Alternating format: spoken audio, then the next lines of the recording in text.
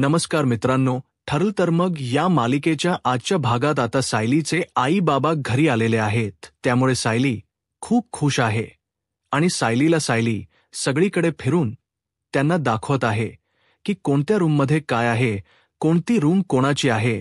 मग आईचा हात पकडलेला आहे आणि ती सांगते की ही जी वरची रूम आहे ना ही आमची आणि त्या शेजारची रूम आहे ना ती आई बाबांची। त्याचबरोबर सायली अक्षरशः तिला असं किती काय करू आणि कसं करू असं झालेलं आहे। तिला खूप खूप आनंद झालेला आहे। मग आईला आणि बाबांना ती घेऊन जाते।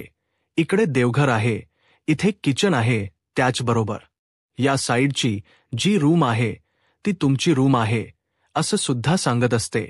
खरं तर सायलीला खूप आनंद झालेला असतो, तिला खूप छान वाटत असतं आणि ती इतक्या आनंदात असते की आज जवळजवळ 22 वर्षानंतर तिचे आई बाबा तिला भेटलेले असतात आणि त्यामुळेच तिला हा आनंद जो आहे तो झालेला असतो। अर्जुन पाहत असतो सायली खुश आहे, सायलीला खूप भारी वाटते।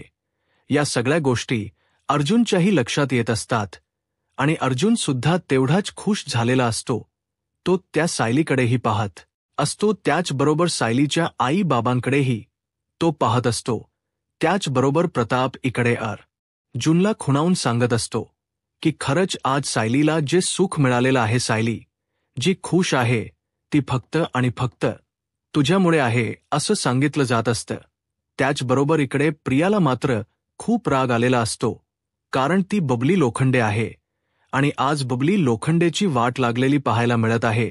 प्रिया एवढी खुश असते, तिला खूप छान वाट, प्रियाला खूप टेन्शन आलेलं असतं आणि प्रिया प्रिया म्हणत असते की हे सगळं कारस्थान त्या महिप्त आणि नागराजने केलेलं आहे, कारण या सगळ्याला जबाबदार ते दोघंजण आहेत। कारण काहीही झालं तरीही त्या अर्जुनला त्या टेलरकडे जाऊ नये म्हणून मी एवढे प्रयत्न केलेले होते, पण त्याचा काहीच उपयोग झाला नाही। खरं तर एवढं सगळं घडलेलं आहे ना ते फक्त आणि फक्त त्या नागराजमुळे झालेलं आहे। पण या मूर्ख प्रियाला जराही आठवत नाहीये की आपण काय मूर्खपणा केला। जर त्या लोखंड्याची शिलाई दिली असती तर त्या लोखंडेकडे पुन्हा अर्जुनला जायची गरज पडली असती का? पण नाही, या प्रियाला स्वतःची अक्कल चालवायची असते आणि तिने तेच केलेलं असतं। तिने तिथे त्या टेलरला त्याचे पैसेच दिलेले नसतात आणि अपेक्षा मात्र अशा असतात की त्या माणसाकडे अर्जुन जाणार नाही। खरं तर अर्जुन त्या माणसाकडे का गेलेला असतो, कशासाठी गेलेला असतो? आता त्याचे पैसे देण्यासाठी।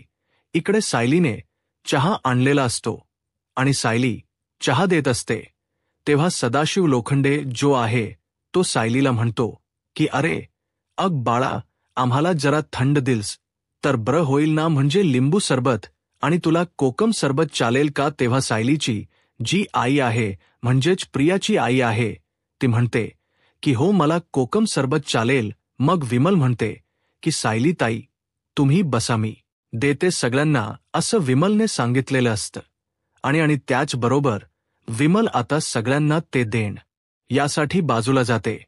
त्याचवेळी इकडे अस्मिता म्हणते की खरंच तुम्ही सायलीचा जो ड्रेस शिवलेला होता ना तो खूप छान शिवला होता, मलाही तसा ड्रेस शिवून द्याल का? तेव्हा प्रताप म्हणतात की अगं तू असं कसं बोलतेस, आता तुला माहिती आहे ना सायलीचे आई बाबा जे आहेत ना ते इथेच राहणार आहेत, त्यामुळे तू असं म्हणू शकत नाहीये।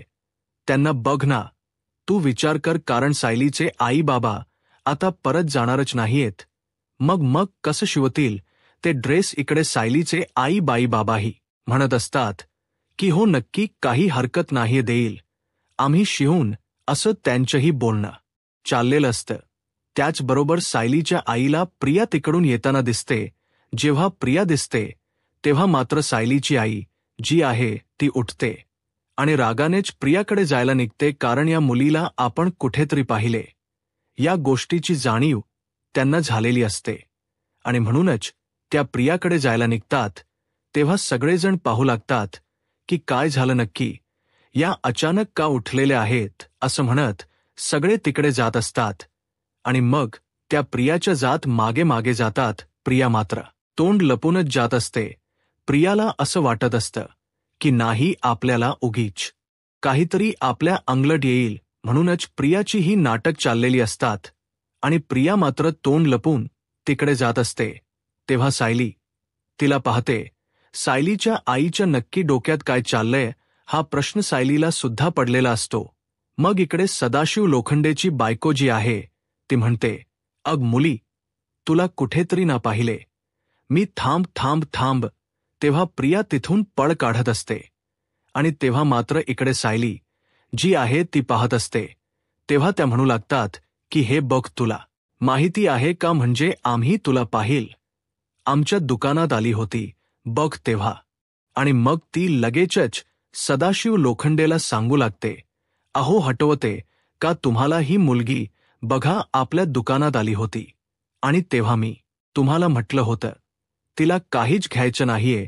तिचं ते सगळं नाटक होतं. सगळ्यांना धक्का बसतो पण सगळेजण हे विसरून जातात. तेव्हा इकडे सायलीची आई म्हणत असते की भुकटचा माझा हिने वेळ खाल्लेला होता, काही हिला घ्यायचं नव्हतं आणि काही नव्हतं. तर प्रिया म्हणते, मी कशाला येई तुमच्या दुकानात, असं काय काम असणार आहे माझं तिथं. तेव्हा मला माहीत पण नाही तुमचं दुकान कुठे आहे. तेव्हा ती सांगते की हो, ते नाटकगृह आहे ना त्याच्या मागच्या गल्लीत आहे ना आमचं दुकान. आता आठवते का, असं हे बोलणं चाललेलं असतं. आणि तेव्हा मात्र इकडे प्रिया म्हणते, हो का, हा मला ते दिवाळीचा ड्रेस शिवायचा होता ना, त्याच्यासाठी मी तिकडे आलेले होते. हे प्रियाच बोलणं ऐकल्यानंतर मात्र इकडे धक्का बसलेला असतो आणि सगळेजण पाहत असतात. अर्जुनलाही धक्का बसलेला असतो आणि तेवढ्यातच इकडे सायली अर्जुन दोघेही प्रियाकडे चाललेले असतात. नक्की काय म्हणते प्रिया हे त्यांना जाणून घ्यायचं असतं आणि सायलीच्या आई बाबा दोघेही चिडलेले असतात. तेव्हा इकडे अर्जुन म्हणतो की मम्मा, तू या दोघांना त्यांच्या रूममध्ये, म्हणजे काका काकूंना, आय मीन आई बाबांना, तू त्यांच्या रूममध्ये घेऊन जाशील का. तेव्हा कल्पना म्हणते की हो नक्की. मग कल्पना आता त्यांना घेऊन जाते, कारण हा जो प्रियाचा जो कांगाव आहे तो अर्जुन आणि सायली दोघांनाही माहिती आहे की कसा आहे, नक्की काय होऊ शकतं याची कल्पना त्या दोघांनाही चांगलीच आहे. म्हणूनच इकडे सायलीच्या आई बाबांना आत घेऊन जायला अर्जुनने सांगितलेलं असतं. तेव्हा मात्र कल्पना म्हणते की हो, मी घेऊन जाते त्यांना आतमध्ये. आणि कल्पना आता त्या दोघांनाही रूमकडे घेऊन चाललेले असते. पण ते दोघंही प्रियाकडे मात्र रागानेच पाहत असतात, कारण त्यांना माहिती असतं की या मुलीने आपल्याला फसवण्याचा प्रयत्न केलेला आहे. ही मुलगी आपल्या दुकानात आली होती आणि आत्ताही नाही म्हणत होती, पण ही मुलगी आलेली होती, आपण पाहिलेलं आहे, असं त्या दोघांचंही चाललेलं असतं. म्हणजे एका झटक्यात प्रियाचं कान जे आहे ते समोर आलेलं असतं.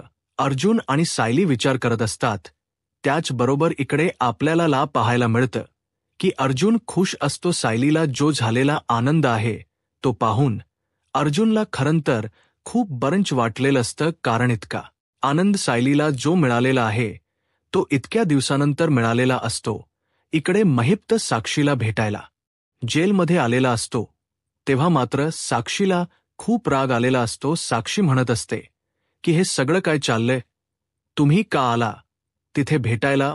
मी तुम्हाला सांगितलं ना यायचं नाही म्हणून, कारण मला जाणीव होते की मी या जेलमधून कधीच बाहेर येऊ शकणार नाही, म्हणून मी तुम्हाला सांगितलेलं आहे की मला इथे भेटायला यायचं नाही. महिप्त म्हणतो की अग पोरी, एकदा ऐकून तरी घे माझं, मला काय म्हणायचंय ते. तुला या जेलातून बाहेर काढण्याचा मार्ग मिळालेला आहे. साक्षी म्हणते की माहिती आहे मला, 113% तुम्ही मला या जेलातून बाहेर काढणार आहात, हे सगळं मला माहिती आहे. पण तुम्ही मला या जेलातून बाहेर काढू शकत नाही याची जाणीव मात्र मला प्रत्येक वेळेस होत असते. म्हणूनच मी तुम्हाला सांगितलेलं आहे की काहीही झालं तरीही मला तुम्ही इथे भेटायला यायचं नाही. अशा पद्धतीने साक्षीचं बोलणं चाललेलं असतं. परंतु महिप्त म्हणत असतो की यावेळचा मार्ग खूप भारी आहे, काळजी नको करूस, तू यातून बाहेर पडणार आहे, म्हणजे पडणार आहे. साक्षी म्हणते, काय म्हणताय तुम्ही. तेवढ्यातच रेखा नावाची एक बाई असते, म्हणजे जवळजवळ ती गुंड प्रवृत्तीचीच असते. तिला तिथे आणलेलं असत हवालदार असतात. आणि मग इकडे महिप्त म्हणत असतो की लक्षात येईल ना काय करायचं, पैसे चोख मिळतील.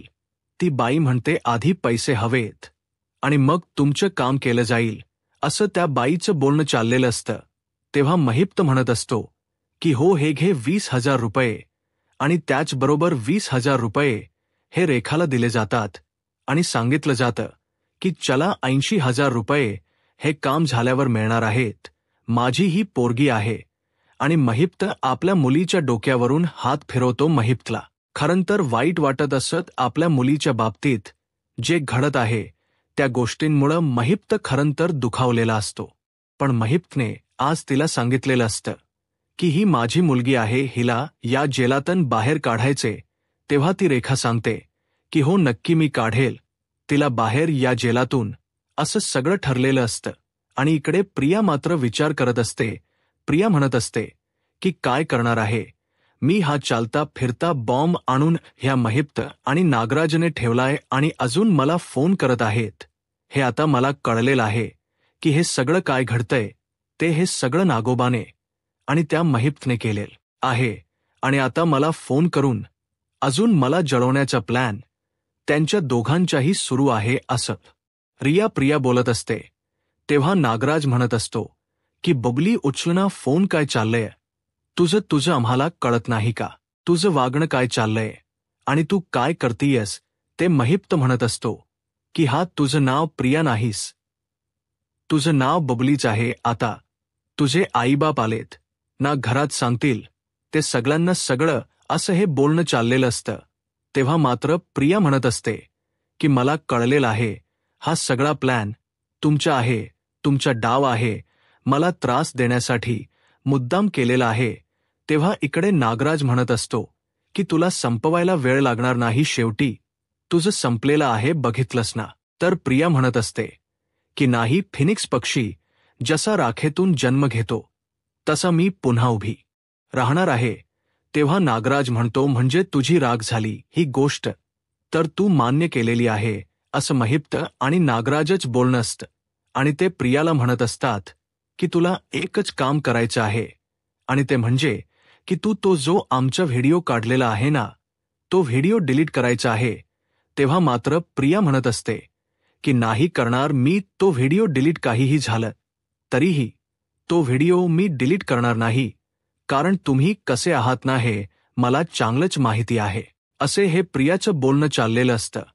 तेव्हा मात्र नागराज आणि महिप्त तिला धमकावत असतात. सायली अर्जुनवर खूपच खुश आहे, कारण अर्जुनने सायलीची स्वप्नपूर्ती केलेली आहे. सायली अक्षरशः त्याच्या हाताला धरून गोल गोल फिरत आहे.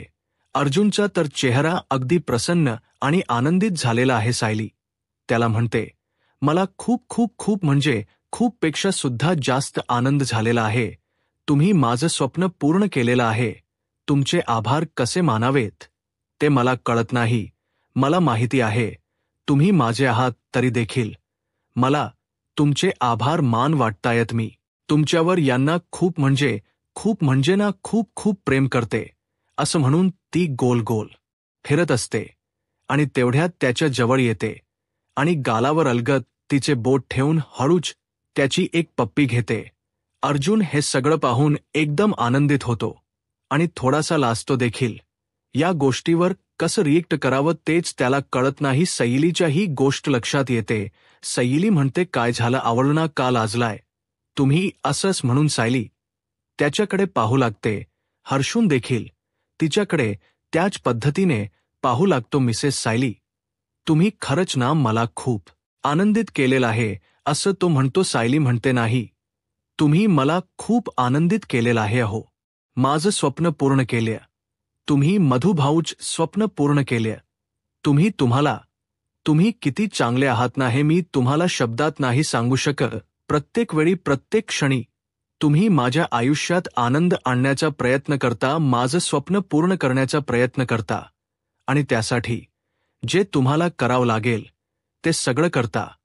आणि आज बघा तो क्षणाला, ज्या क्षणाची मी लहानपणापासून वाट पाहत होते. खरंच तुम्ही ना किती ग्रेट आहात हे कसं सांगावं तेच मला कळत नाही. अर्जुन म्हणतो, अहो भास, आता समजले, सगळं छान झाले, पण इतकीच स्तुती माझी नका करू साली म्हणते नाही. यापेक्षाही खूप जास्त स्तुती मला तुमची करू वाटते. पण मला शब्द सापड पडत नाहीयेत. कशी तुमची स्तुती करावी, काय करावं तेच मला कळत नाहीये. अर्जुन देखील तिला आता स्वतःच्या जवळ घेतो आणि म्हणतो, सायली, हे तुम्हाला सगळे आनंद देण्याचे कारण काय माहिती? कारण तुम्ही सुद्धा तेवढ्याच गोड आहात, खूपच छान आहात. कसं सांगू मी तुम्हाला किती चांगले आहात? असं म्हणून अर्जुन देखील तिची प्रशंसा करत असतो. इकडे प्रियाच मात्र डोक चांगलंच फिरलेलं आहे. हे दोघं हे सायलीचेच आईवडील आहेत हे आपल्याला सारखं बिंबवत राहावं लागणार आहे. जर का थोडा जरी घोळ झाला तरी आपण त्यांची मुलगी आहोत हे लक्षात आल्यावाचून राहणार नाही. काय करावं असा विचार प्रियाच्या डोक्यात चाललेला आहे. असं काय करावं की प्रत्येकाला वाटत राहील की हे दोघंजण सायलीचेच आईवडील आहेत असा विचार ती करत असते. आणि सायलीच्या रूमच्या बाहेरच आलेले असते. अर्जुन आणि सायली दोघेही बोलत बसलेले असतात. ने अर्जुनचा हात हातात घेतलेला असतो आणि तेवढ्यात बाहेरून कल्पना तिला हाक मारते. कल्पनाची हाक ऐकून प्रिया लगेच धावत पळत निघून जाते आणि सायली दरवाजा उघडून बाहेर येते. सायलीला तिच्या आई वडिलांकडे जायचं असतं. आता झोपण्याची वेळ झालेली आहे म्हणून त्यांना काय हो नको ते पाहायचं असतं. सायली त्यांना पांघरून घेऊन जाते. ते दोघेही पेडवर आरामशीर बसले असतात. सायली त्यांच्याकडे जाते आणि म्हणते, तुम्हाला काय पाहिजे असेल ते मला सगळं मागा. ते दोघेही तिच्याकडे पाहतात. सायलीची आई म्हणते, हो अगदी. सायली म्हणते, आता घरामध्ये तुम्हाला थोडंसं अवघडल्यासारखं वाटत असेल ना, पण अजिबात अवघडल्यासारखं वाटून घ्यायचं नाही. हे आपलं घर आहे, असं राहायचं इथं असं सायली त्यांना समजावून सांगते आणि तिने आणलेल पांघरून त्या दोघांच्या हातात देते. सायली म्हणते की मी देवादेवाचे उपकार किती आणि कसे मानावे ना तेच मला कळत नाही अहो. या दिवसासाठी मी कित्येक दिवस थांबलेले आहे. असा क्षण माझ्या आयुष्यात येईल असं देखील मला वाटत नव्हतं. पण खरंच आता मला असं वाटायला लागलंय की या जगातली सगळ्यात आनंदित मुलगी कोण असेल तर ती मी आहे. तेवढ्यात सायलीचे वडील म्हणतात, होय बबली. बबली म्हणल्याबरोबर सायलीची आई म्हणते, अहो बबली काय म्हणताय, आता सुभेदाराची सून आहे ती, त्यामुळे तिला सायली म्हणा. सायलीच नाव तिला शोभून दिसते. वडील म्हणतात, हा हा सायली. तेव्हा सायली म्हणते, असं काही नाही, तुम्हाला जे काय म्हण वाटेल ना ते म्हणा. आता सायली माघारी आलेले असते पण सायलीला मात्र जास्त वेळ तिच्या आई वडिलांबरोबर घालवायचा असतो. त्यामुळे सायली थांबते आणि पुन्हा हिच्या जवळ येते. तेव्हा तिची आई तिच्या चेहऱ्यावरून हात फिरवते आणि म्हणते, खरंच किती गोड आहेस तू. तू जेव्हापासून आमच्या जवळून गेली ना तेव्हापासून आम्ही एकच गोष्ट देवाला मागत होतो, आमची मुलगी जिथ असेल ना तिथं अगदी व्यवस्थित राहू द्या. सायली म्हणते, हो तुमच्या आशीर्वादामुळेच कदाचित मी व्यवस्थित राहत होते. पण मला तुमच्या आटून मात्र क्षणोक्षणी यायची असं वाटायचं की का देवाने माझ्याबरोबर इतकं घाण गोष्ट का केली असेल. सगळ्यांना आईवडील असतात, मग मला का नाही असं कितीदा तरी मला वाटायचं. सायलीला आता ते जवळ येऊन बसले असतात. म्हणतात की खरंच आम्ही खरं नशीबवान आहोत असं मन वाटायला लागलेलं आहे. इतक्या वर्षानंतर तर तू आम्हाला भेटली असती असं वाटत देखील नाही, पण तू मात्र आम्हाला भेटलेली आहेस. सायली म्हणते, मला देखील असंच वाटते की मी नशीबवान आहे. सायली त्यांना म्हणते, मी आई तुझ्या मांडीवर डोक ठेवून झोपलं तर चालेल का? सायलीची आई म्हणते, चालेल काग असं काय विचारते. अगदी चालेल असं म्हणून ती तिला स्वतःच्या जवळ घेते आणि मांडीवर डोक ठेवायला लावते. सायली मात्र तिच्या आई वडिलांकडे एकटक पाहत असते. कधी कधी मला विश्वास बसत नाही की तुम्ही माझे आईवडील आहात आणि तुम्ही माझ्या समोर आलेले आहात असं म्हणून सायली आता त्यांच्या मांडीवर डोक ठेवते. सायली डोळे झाकून शांतपणे झोपलेली असते. सायलीला खूपच चांगलं वाटत असतं. तिची आई तिच्या डोक्यावरून हात फिरवत असते. सायली तिचा हात धरते आणि वडिलांचा देखील हात धरते आणि म्हणते, या मांडीवर किती मायेची ऊब आहे मी सांगू शकत नाही. माझ्या मनामध्ये काय काय भावना आहेत त्या मी बोलून देखील दाखवू शकत नाही. मला किती चांगलं वाटते ना ते शब्दात कसं मांडावं तेच मला कळत नाही असं म्हणून सायली त्या क्षणाचा आनंद घेत असते. आपली आई आणि आपले वडील आपल्या जवळ आहेत आणि आपण आईच्या मांडीवर डोक ठेवून बसलेलो आहोत या गोष्टीचा कितीतरी आनंद तिला होत असतो. तेवढ्यात कल्पना तिथे येते. कल्पना आलेली पाहून सायली उठते आणि सायलीच्या आई वडील म्हणतात, या की काय झालं. कल्पना म्हणते, अहो बसा तुम्ही. काही नाही, मी ना तुमचे आभार मानण्यासाठी आले होते. तेव्हा सायलीचे आई वडील म्हणतात, आमचे आभार. अहो आमचे आभार कशाला मानायचे.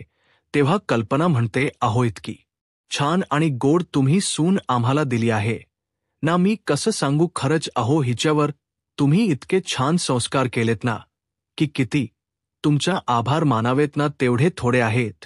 तेव्हा सायलीचे आई वडील म्हणतात, अहो असं नाही काय. पण त्यांना विचारते की तुम्हाला झोप लागते ना. तेव्हा सायलीचे आई वडील म्हणतात, जरास अवघडल्यासारखंच होत्य. कसं ना, आम्हाला एवढ्या मोठ्या घरात राहायची सवय नाही. आम्हाला आपलं छोट्या घरात राहायची सवय आहे आणि तुमचं घर म्हणजे खूप मोठं आहे. घर कसलं. अहो मोठा महलच आहे तुमच्या. आता या महालामध्ये राहायचं म्हणलं तर थोडंसं आम्हाला अवघड्यासारखं तर वाटणारच ना. तेव्हा कल्पना म्हणते, असं काय वाटून घ्यायचं नाही. तुम्हाला सांगितलं ना हे आपलं आहे. असं शांतपणे राहायचं इथं. आणि सायलीचे वडील लगेच ते कल्पना आणि सायली जावं म्हणून असं जांभ्या द्यायला लागतात. तेव्हा त्या दोघींनाही कळतं की यांना आता झोपायचं असेल. तेव्हा कल्पना आणि सायली दोघीही बाहेर जाऊ लागतात. सायली पुन्हा एकदा त्यांच्या जवळ येते आणि सांगते, काही लागत असेल तर बिंदास सांगायचं. तेव्हा सायलीची आई म्हणते, जरा हा एसीच कमी जास्त करा. कसं करायचं ते सांग. आणि त्यानंतर सायली तिला ते सगळं सांगते. उद्याच्या भागामध्ये आपल्याला पाहायला मिळतं की सायलीची आई जेव्हा प्रियाला पाहते तेव्हा तिला हाक मारते आणि म्हणते, ए पोरी जरा इकडे ये. की तेव्हा लगेच प्रिया तिच्याच्या अंगावरच जाते आणि म्हणते, आयु मला अजिबात पोरी बिरी म्हणायचं नाहीये. मी काय तुझी पोरगी विरगी नाहीये. त्यामुळे मला असल्या शब्दांमध्ये बोलायचं नाही. असं अक्षरशः चुटकी वाजवून आणि बोट दाखवून तिला बोलू लागते. तेव्हा सायली चिडते. सायलीने हे सगळं पाहिलेलं असतं. सायली प्रियाच्या अंगावर जात म्हणते की माझ्या आई वडिलांशी नीट बोलायचं प्रिया. मी पुन्हा सांगते, मी असल्या गोष्टी अजिबात खपवून घेणार नाही. समजतंय ना तुला. ते माझे आई वडील आहेत त्यामुळे त्यांच्याशी नीटच बोलायचं. असं सायली देखील तिला बोट करून सांगू लागते. प्रियाला खरं तर हेच भासवायचं असतं की ते तुझेच आई वडील आहेत. तर इकडे महिपद आता जेलकडे गेलेला आहे आणि तो साक्षीला सांगतोय आपला प्लन सक्सेस व्हायला पाहिजे. पण साक्षी म्हणते, अहो मला आणि आता या महिलेला वेगवेगळं ठेवण्यात येणार आहे. मग आपला प्लन सक्सेस होणार का. तेव्हा महिपात म्हणतो, 113% आपला प्लॅन सक्सेस व्हायलाच पाहिजे. आजचा आज साक्षी शिखरे जेलमध्ये मेलीच पाहिजे असं तो तिला म्हणत आहे. म्हणजे नक्कीच त्याच्या मनामध्ये साक्षीला सोडवण्याचा काहीतरी प्लॅन चालू असणार आहे. आता साक्षी मरणार म्हणजे मैपत नक्की काय करणार आहे ते आपल्याला पुढील भागातच समजणार आहे. पण त्याच्या डोक्यात साक्षीला जेलच्या बाहेर काढायचं चाललेलं आहे. आता खरोखरच साक्षी जेलच्या बाहेर येणार का. खरोखर साक्षी जेलमध्ये मरणार. आता पुढे काय होईल हे पाहायला आत्ताच माझा महाराष्ट्र या यूट्यूब चॅनलला सबस्क्राईब करा. धन्यवाद.